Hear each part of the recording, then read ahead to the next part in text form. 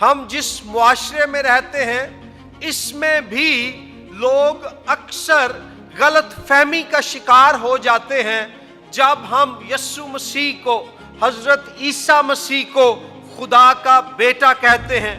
ہم خداوند یسوع مسیح کو خدا کا بیٹا اس لیے مانتے ہیں کہ زمین و آسمان کی پیدائش اور تخلیق سے پہلے وہ ازل سے باپ کے ساتھ ازلی رشتے میں جو تھا منسلک تھا۔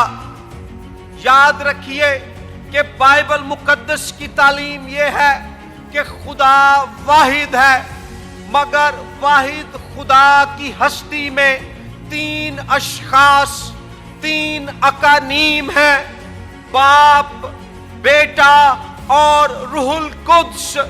ان تین الہی اشخاص کا ازلی اور روحانی تعلق ہے، اور کلام مقدس میں ہم پر یہ ظاہر کیا گیا ہے کہ اس ازلی اور روحانی تعلق میں بندھے ہوئے واحد خدا میں یہ تین الہی اشخاص باپ، بیٹا اور روح القدس کہلاتے ہیں۔ اور پاک تثلیث کا پہلا رکن یعنی خدا باپ، اور پاک تثلیث کا دوسرا رکن یعنی یسوع مسیح کلام مقدس میں ان کے ازلی روحانی رشتے کو باپ اور بیٹے کے رشتے کا نام دیا گیا ہے۔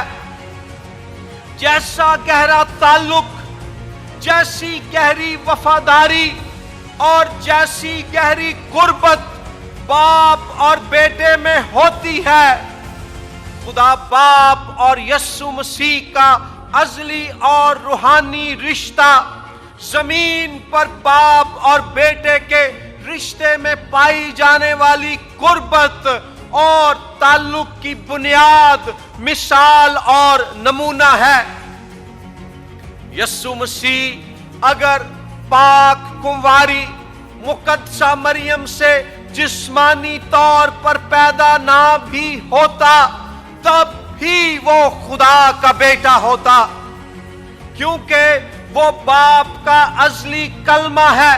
لکھا ہے کہ ابتدا میں کلام تھا، کلام خدا کے ساتھ تھا، کلام خدا تھا، اور پھر یہ کلام مجسم ہوا۔